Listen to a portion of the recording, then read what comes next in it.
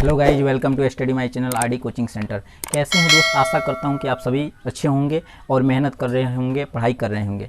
आइए दोस्त, हमने कल वीडियो एक डाला था जो कि काफ़ी आप लोगों ने पसंद किया है। फिर मैंने एक वीडियो लेकर आया हूं जो काफ़ी इम्पोर्टेंट और इंटरेस्टिंग टॉपिक है हमारा।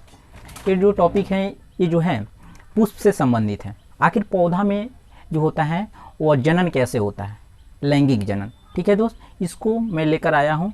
जो भी टॉपिक अच्छा लगे तो आप क्या करें, अच्छे से देखें और नोट्स लेकर बैठें, नोट्स बनाएं। ठीक है दोस्त, आइए हम समझाते हैं। चलिए दोस्त, ये जो आज का हमारा टॉपिक है पौधों में लैंगिक जनन, जिसको बोलते हैं सेक्सुअल रिप्रोडक्शन इन प्लांट्स। आखिर जो होता है प्लांट्स में सेक्सुअल रिप्रोडक्शन कैसे होता है दोस्त। ठीक है, तो बता देना चाहता हूं दोस्त कि प्लांट्स में जो होता है सेक्सुअल रिप्रोडक्शन जो होता है दो तरीके से होता है। एक पौधों के जनन अंगों द्वारा होता है और दूसरा परागण के द्वारा होता है। किसके द्वारा दोस्त?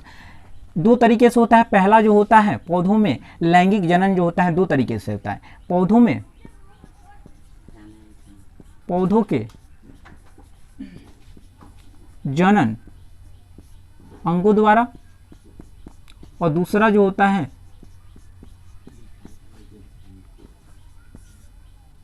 वह परागण के द्वारा होता है। परागण के द्वारा। अब जानते हैं कि पौधों में जो जनन अंग है वो कौन कौन से हैं। तो मैं आपको बता देना चाहूँ, पौधों में जो जनन अंग होते हैं दो होते हैं। नर जनन जो अंग होते हैं वो कहाँ होते हैं? तो पुष्प के अंदर, यानी पुष्प के अंदर जो होते हैं जनन अंग होते हैं, जिसको हम नर जनन अंग और मादा जनन अंग कहते हैं। ठीक है दोस्त, तो आपसे यहाँ क्वेश्चन आएगा कि पौधों के पुष्प के अंदर क्या होते हैं? जनन अंग पाए जाते हैं। तो एक क्वेश्चन यहाँ आता है कि पौधों के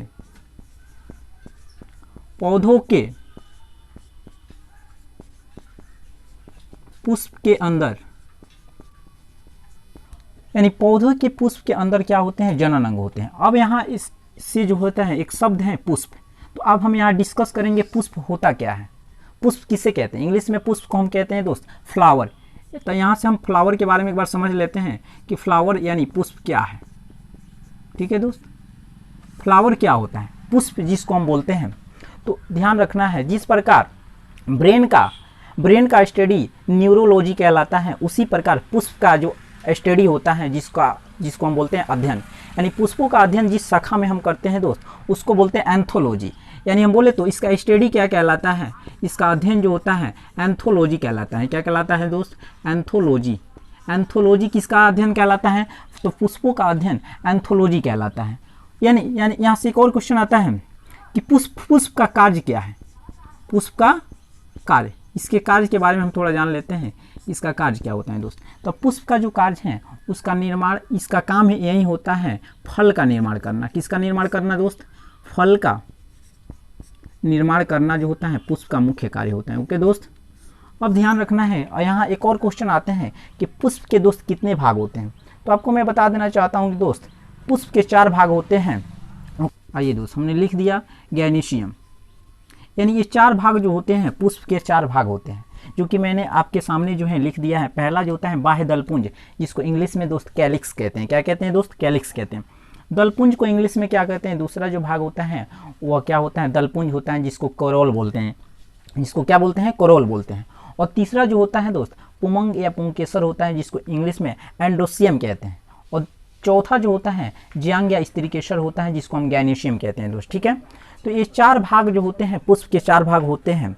इसको आपको ध्यान रखना है कि यहाँ से कई क्वेश्चन आते हैं कि इसमें से कौन जो होता है नर जनन अंग होता है और कौन जो है मादा जनन अंग होता है। तो यहाँ जो पुमंग और पुंकेसर होता है दोस्त, यह नर जनन अंग होता है पुष्पों का, और ज्यांग या स्त्रीकेसर जिसको हम गाइनेशियम बोलते हैं, यह मादा जनन अंग होता है पुष्पों का। ओके, अब एक एक करके हम इसके बारे में समझते हैं कि बाह्य दलपुंज जो है किससे हम कहेंगे। ये बाह्य दलपुंज कहाँ क्या करता है, इसका क्या फंक्शन होता है।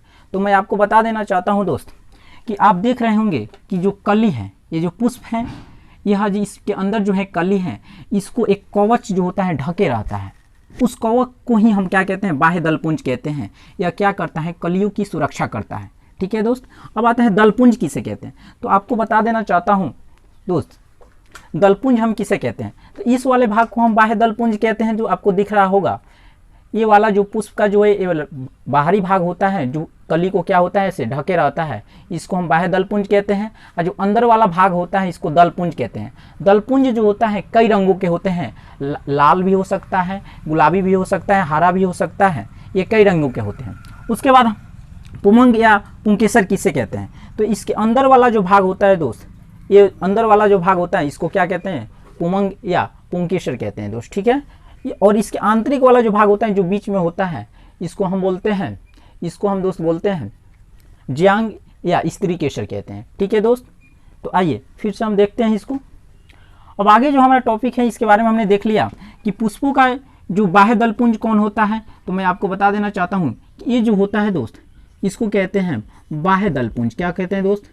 बाह्य दलपुंज कहते हैं, ठीक है दोस्त, बाह्य दलपुंज कहते हैं। और जो ये फूल जो है जो खिला हुआ है एकदम अच्छे तरीके से, इसको हम बोलते हैं दलपुंज कहते हैं। क्या कहते हैं? दलपुंज। ये दलपुंज जो होता है कई रंग के होते हैं दोस्त, ठीक है। और इसके अंदर जो ये खिला हुआ है इसको हम क्या कहते हैं दोस्त? इसको हम कहते हैं वर्तिकाग्र।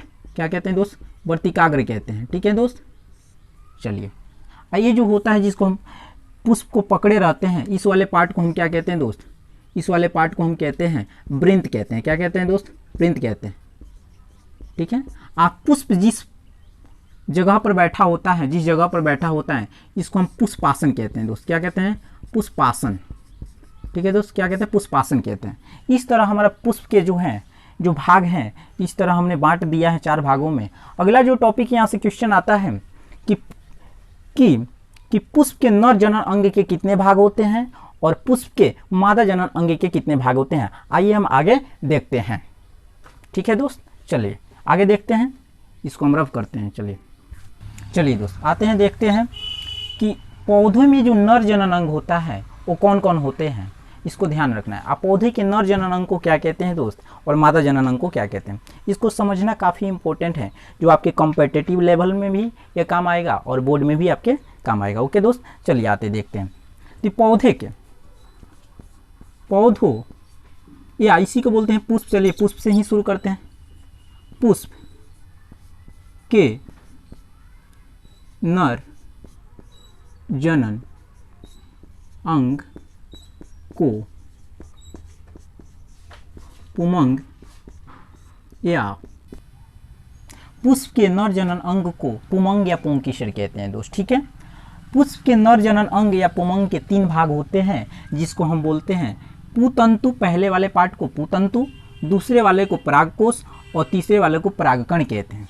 पुतंतु को इंग्लिश में फिलामेंट कहते हैं, परागकोश को इंग्लिश में एंथर कहते हैं और परागकण को इंग्लिश में पोलन ग्रेन कहते हैं, ठीक है दोस्त। अब इसका देखते हैं कि पुष्प में इसका लोकेशन कहाँ पे होता है। इसके लोकेशन को समझना काफ़ी ज़रूरी है कि आखिर ये कहाँ कहाँ होता है दोस्त, ठीक है दोस्त। तो पहले चलते हैं पुतंतु। तो ये पतला पतला जो आप देख रहे हैं पुतंतु, इसी को फिलामेंट कहते हैं दोस्त, इसी को फिलामेंट कहते हैं। जिस प्रकार बल्ब में जो पतला फिलामेंट होता है उसी प्रकार ये पुतंतु होता है। इसको हम क्या कहते हैं दोस्त? इसको कहते हैं पुतंतु। इसको कहते हैं दोस्त पुतंतु। इंग्लिश में इसको फिलामेंट कहते हैं, फिलामेंट कहते हैं, ओके दोस्त। और जो आप देख रहे हैं कि ये जो गोलाकार जो रचना दिख रही है इसको हम बोलते हैं दोस्त परागकोश। क्या बोलते हैं दोस्त? परागकोश। इसको इंग्लिश में हम बोलते हैं एंथर। क्या बोलते हैं दोस्त? एंथर कहते हैं। क्या कहते हैं? एंथर। इसके अंदर जो डॉट डॉट आपको दिख रहा है ये सारे के सारे क्या है? परागकण है। क्या दोस्त? परागकण है, जिसको हम इंग्लिश में बोलते हैं दोस्त पोलन ग्रेन कहते हैं इसको इंग्लिश में। क्या कहते हैं? Pollen grain. अब ये ध्यान में रखना है कि परागकण जो होता है और परागकोश जो होता है और पुतंतु होता है, ये तीनों के तीनों जो है पुष्प के नर जनन अंग होते हैं, ठीक है दोस्त। उसके 3 भाग होते हैं, ठीक है। अब इसके एक एक करके हम इसको समझ गए कि पुष्प पर इसका लोकेशन कहाँ पे होता है। अब आते हैं दोस्त आगे कि पुष्प के मादा जनन अंग को जयांग या स्त्री केसर कहते हैं, स्त्री केसर कहते हैं, ठीक है दोस्त। इसके भी 3 भाग होते हैं। दोस्त कौन कौन होते हैं आपको समझा देना चाहता हूँ। पहला जो होता है वर्तिकाग्र होता है, दूसरा वर्तिका होता है, तीसरा अंडाशय होता है। वर्तिकाग्र को इंग्लिश में क्या कहते हैं दोस्त? वर्तिकाग्र को इंग्लिश में कहते हैं ओवरी होता है, इसका अंडाशय को इंग्लिश में ओवरी कहते हैं। ठीक है दोस्त, चलिए अब इसका लोकेशन हम देख लेते हैं कि आखिर ये जो होते हैं पुष्प के किस भाग पर कहाँ कहाँ होते हैं। ठीक है दोस्त, जो आपको ध्यान में रखना है कि ये तीनों जो मैंने बताया है ये पुष्प के नर जनन अंग के भाग हैं, और मादा जनन अंग जो होता है, ये जो आपके बीच में जो ये गोलाकार रचनाएं दिख रही है, इसी को हम मादा जनन अंग कहते हैं। ठीक है दोस्त, ये पूरे के पूरे क्या होता है? मादा जनन अंग होता है। यहाँ से यहाँ तक मैंने ये दिखाया है कि ये जो वाला पार्ट जो होता है इसको हम अंडाशय कहते हैं दोस्त। क्या कहते हैं? अंडाशय कहते हैं। ठीक है, इसके जस्ट ऊपर यहाँ से लेकर यहाँ वाला पार्ट, यहाँ से लेकर यहाँ वाला जो पार्ट होता है ये होता है वर्तिका, इसको हम बोलते हैं वर्तिका। वर्तिका कहते हैं। क्या दोस्त? वर्तिका कहते हैं। और ये जो वाला पार्ट होता है, ये वाला जो पार्ट होता है इसको हम बोलते हैं वर्तिकाग्र। वर्तिकाग्र। ठीक है दोस्त, तो मैंने देख लिया कि पुष्प के मादा जनन अंगों को जयांग या स्त्री केसर कहते हैं, जो कि 3 इसके भाग हैं, वर्तिकाग्र, वर्तिका, अंडाशय। ठीक है दोस्त, आगे हम देखते हैं। चलिए दोस्त, हमने देख लिया कि पौधों में जनन अंगों द्वारा कैसे जो है लैंगिक जनन होता है। अब जो है दूसरा हमारा टॉपिक है कि आखिर परागण के द्वारा कैसे होता है। तो दोस्त, पौधों में जो लैंगिक जनन होता है वह किसी माध्यम के द्वारा होता है। वो चाहे माध्यम आपका हवा भी हो सकता है या कोई पक्षी भी हो सकती है। ठीक है, तो चलिए हम परागण को समझते हैं, जिसको इंग्लिश में पॉलिनेशन कहते हैं। दोस्त क्या कहते हैं? पॉलिनेशन कहते हैं। परागण किसे कहते हैं? तो हमने बोला था कि ये जो है परागकोश है, और परागकोश के अंदर जो होता है क्या होता है दोस्त? परागकण होता है। तो परागकण का पुष्प के वर्तिकाग्र तक पहुंचना ही परागण होता है दोस्त। क्या होता है? परागण होता है। तो परागण आपसे कोई पूछे क्या होता है, तो आपको बोलना है क्या कि परागकण का पुष्प के वर्तिकाग्र तक पहुंचना ही क्या होता है? परागण होता है। ठीक है दोस्त, यह जो होता है किसी माध्यम के थ्रू या हवा भी हो सकता है या कोई पक्षी के थ्रू क्या होता है, इसका ट्रांसफर होता है कहाँ? वर्तिकाग्र तक। ठीक है दोस्त, चलिए अब हम देखते हैं कि परागण के बारे में हमने समझ लिया। तो परागण में क्या होता है कि ये जब वर्तिकाग्र तक पहुँचते हैं, बहुत सारे परागकण कहाँ पहुँचते हैं? वर्तिकाग्र तक पहुँचते हैं। तो क्या होता है, इसमें से मात्र दो ही परागकण जो होता है अंडाशय तक पहुंच पाता है। ठीक है, और अंडाशय में पहले से ही तीन जो होते हैं क्या होते हैं? अंडाणु उपस्थित रहते हैं। इसमें से क्या होता है कि एक अंडाणु, अंडाशय के एक अंडाणु जो होता है एक परागकण के साथ क्या करता है? फर्टिलाइजेशन की क्रिया करता है, यानी निषेचन करता है। ठीक है, निषेचन करके क्या करता है दोस्त? भ्रूण यानी एम्ब्रॉय बना देता है। क्या दोस्त? एम्ब्रॉय बना देता है। ठीक है, तो इसको हिंदी में कहते हैं भ्रूण। ठीक है, और भ्रूण जो होता है ये आगे चल के क्या बना देता है? फ्रूट्स बना देता है। क्या बना देता है दोस्त? फ्रूट्स, यानी इसको बोलते हैं फल। ठीक है दोस्त, तो आपको ध्यान में रखना है कि इसमें से एक परागकण, यानी बहुत ऐसे परागकण यहाँ पे आते हैं, लेकिन इसमें से 2 ही परागकण जो होता है कहाँ? पुष्प के अंडाशय तक पहुँच पाता है। और अंडाशय में पहले से 3 अंडाणु होते हैं, जिसमें से एक जो अंडाणु जो होता है वो क्या होता है? इससे संलयन कर लेता है। क्या दोस्त? इससे संलयन करके क्या करता है? फर्टिलाइजेशन की क्रिया कर लेता है और क्या होता है? भ्रूण बनाता है। ठीक है, और भ्रूण जो होता है विकसित होकर फल यानी फ्रूट्स का निर्माण कर देता है। ठीक है दोस्त, बाकी जो होता है आपको यहाँ से क्वेश्चन आता है कि आखिर ये जो चीज़ है इसको भोजन कहाँ से प्राप्त होता होगा। तो आपको ध्यान रखना है कि जो बच गया एक परागण और 2 जो होता है अंडाशय, ये दोनों मिलके एंडोस्पर्म बनाते हैं। क्या बनाते हैं दोस्त? एंडोस्पर्म बनाते हैं। क्या बनाते हैं दोस्त? एंडोस्पर्म का मतलब होता है भ्रूण कोश। क्या बनाते हैं दोस्त? भ्रूण कोश बनाते हैं। क्या बनाते हैं? भ्रूण कोश बनाते हैं। ठीक है, भ्रूण कोश क्या होता है? भ्रूण कोश से ही ये जो भ्रूण बना है इसको भोजन प्राप्त होता है। ठीक है दोस्त, तो आपसे क्वेश्चन आएगा कि एंडोस्पर्म में जो होते हैं कितने इसमें कण उपस्थित होते हैं। तो आपको ध्यान रखना है दोस्त, 1, 2 और 3। तो एंडोस्पर्म में जो होते हैं 3 क्या होते हैं दोस्त?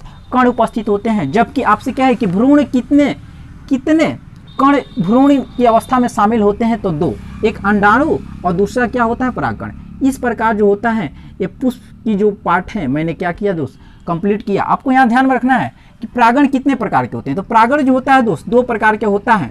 पहला जो होता है स्वपरागण होता है, स्वपरागण होता है, स्वपरागण। और दूसरा जो होता है दोस्त, दूसरा जो होता है परपरागण होता है, परपरागण होता है। ठीक है दोस्त, अब आपको ध्यान में रखना है कि पर स्वपरागण को इंग्लिश में बोलते हैं सेल्फ पॉलिनेशन, सेल्फ पॉलिनेशन कहते हैं, सेल्फ पॉलिनेशन। इसको इंग्लिश में बोलते हैं क्रॉस पॉलिनेशन, क्रॉस पॉलिनेशन कहते हैं दोस्त। ठीक है, अब ध्यान में रखना है स्वपरागण होता कैसा है दोस्त। ठीक है, तो आपको ध्यान में रखना है कि एक ही पुष्प के परागकण उसी पुष्प के वर्तिकाग्र तक पहुंचते हैं तो उसे स्वपरागण कहते हैं दोस्त। और जब एक ही पुष्प के परागकण किसी दूसरे पुष्प के वर्तिकाग्र तक पहुंचते हैं तो उसे परपरागण कहते हैं दोस्त।